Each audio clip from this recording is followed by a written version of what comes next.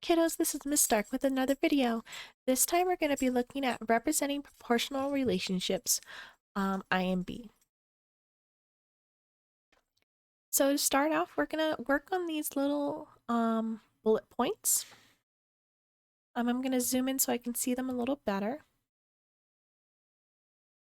And the words we're going to be using are the words or equations right here.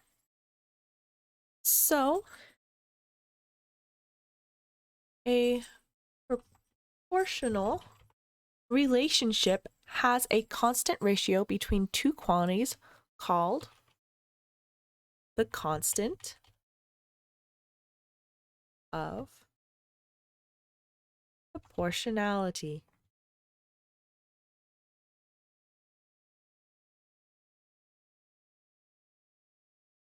There we go. And it's the same ratio, just an FYI. So if you have 3 data sets and 2 of them have the same ratio, the third one doesn't, then that third one isn't part of the constant of proportionality. Okay. The constant represents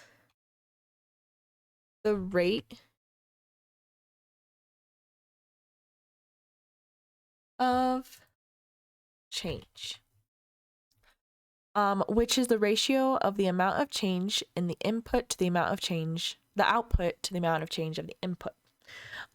This is also known as the slope. It's given so many different names. So if you hear it being called something else, just realize that it's the same thing. So constant proportionality, rate of change, slope, they are all the same thing. They're all basically saying the same thing. It's kind of like how plus, add,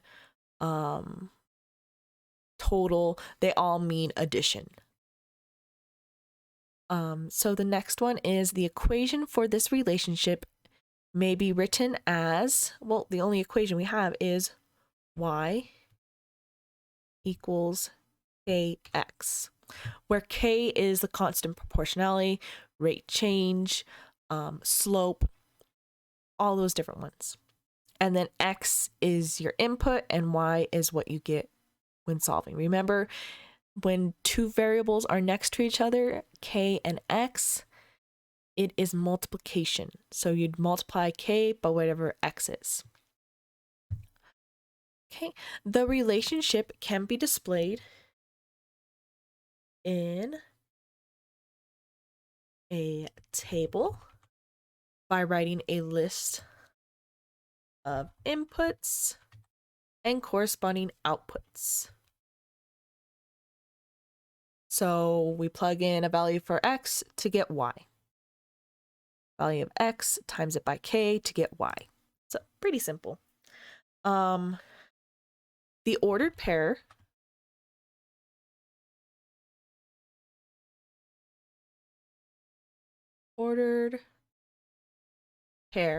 which is that parentheses x comma y generated table can be graphed onto a coordinate plane. Now I just want to bring up really quickly with graphing, remember you do x first and then y. If you remember last week, I included a picture when you guys were doing graphing of an Xbox. Remember, an Xbox is laid flat, going long ways, left and right. So if you guys have trouble, which one's that, and you guys are Xbox users, remember Xbox are laid flat with the long side being X and Y. So the X axis is the one going left and right. So that might help some of you guys. And remember, the first number in an ordered pair is always your x, because x comes before y. So I'm going to do this example here about James, and then you guys are to do Nina. So James sells 3 pencils for $2 to kids in his neighborhood. What is the rate of change? Also, it could say, what is the constant proportionality? What is the slope? It's all asking the same thing. So right here, it says make a table. Well, what I'm going to do is I'm going to insert some not tables. Right here, text boxes. Here we go. Right here, so I can put my answer. Copy, paste, paste, paste.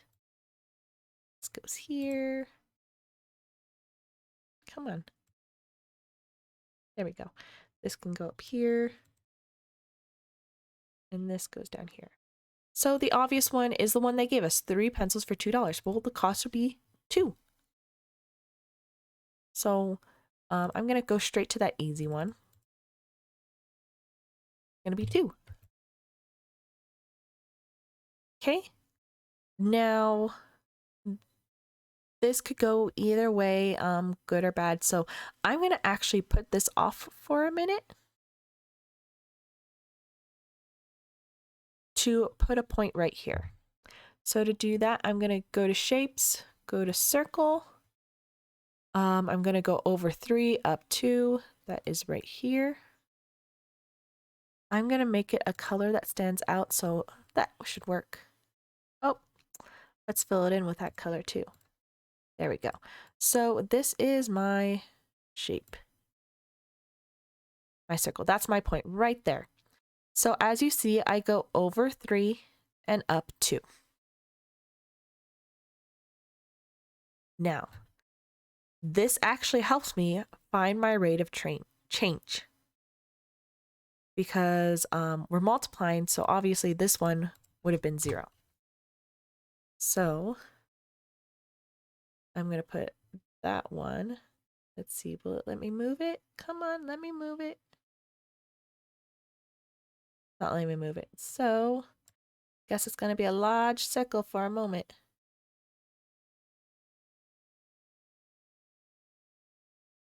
Okay, so this is actually going to help me.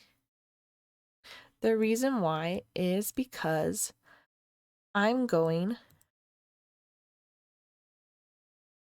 over 3 up 2. However, to write my thing, it goes rise over run. So you're going to rise up 2 and over 3. So the number I'm going to put in here is 2 over 3. That is a fraction, and I want to make it look nice, so I'm going to go up here to add-ons. And I found this recently. It's called Math Type. If you don't have it and you want to do math equations, and you're having a hard time typing in math equations, that is, I would get Math Type. It also helps making fractions. So 2 over 3. Because your rate of change will always be your y over your x. That will always be your rate of change, your y over your x.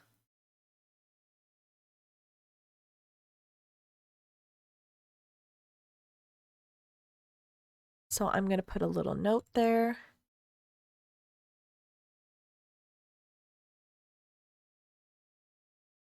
Of change is y, and then I'm going to put the division sign. Divided by x. So that's a note for you guys that, hey, whenever it's asking over for the slope, you're going to do y divided by x. Find the easiest one, the smallest numbers. Don't make it hard. Next, we're going to do 6. So I can just go up 2 over 3 to find out what it is. Up 2, 1, 2 over 3, 1, 2, 3. So it is 4 over 6. So that's one way for me to figure it out. Another way for me to figure out is actually plugging it into this formula right here. So 9 times 2, because you always multiply your whole number by the numerator. 9 times 2 is 18. Divided by 3 is 6. Another way you could have done it is these are going up by 3s. I've noticed this is going up by 2s. 2, 4, 6. There you go. I need to plug in these points. Come on, let me do it. There we go. So up 2 over 3, up 2 over 3. Okay, so next I'm going to draw my line. I'm going to start right here. Oh, look, it gives me some lines. And right there.